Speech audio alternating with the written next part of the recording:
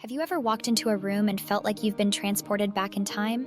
Welcome back to Decor, where we delve into the world of interior design and decoration. Today, we're going to explore the charm of vintage decor, those timeless treasures that can transform any space into a nostalgic haven. Vintage decor, my dear viewers, is more than just old furniture or antiquated accessories. It's about capturing the essence of a bygone era, the stories that these pieces carry with them, and the warmth they bring into our modern homes. It's about creating a space that feels lived in, loved, and cherished. Let's start with the basics. What is vintage decor? Well, it's a style that draws inspiration from the past, typically from the 20th century. It's not about recreating a period room, but rather incorporating elements from different eras to create a unique, eclectic mix. Think of a beautifully worn Chesterfield sofa, a mid-century modern coffee table, or a charming Victorian mirror. These pieces have a history, a soul. They've seen life, they've been part of stories, and now they're ready to be part of yours. But vintage decor isn't just about the big pieces. It's also about the small details that add character and personality to a room.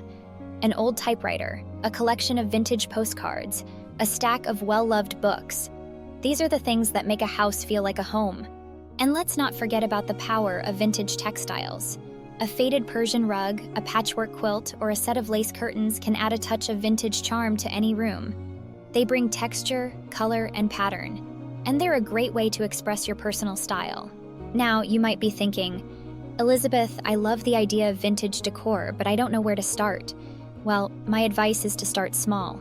Look for pieces that speak to you, that tell a story you want to hear. Visit flea markets, thrift stores, and antique shops. You'll be surprised at the treasures you can find. And remember, vintage decor is all about balance. It's about mixing old and new, rustic and polished, simple and ornate. It's about creating a space that feels warm, inviting, and uniquely yours.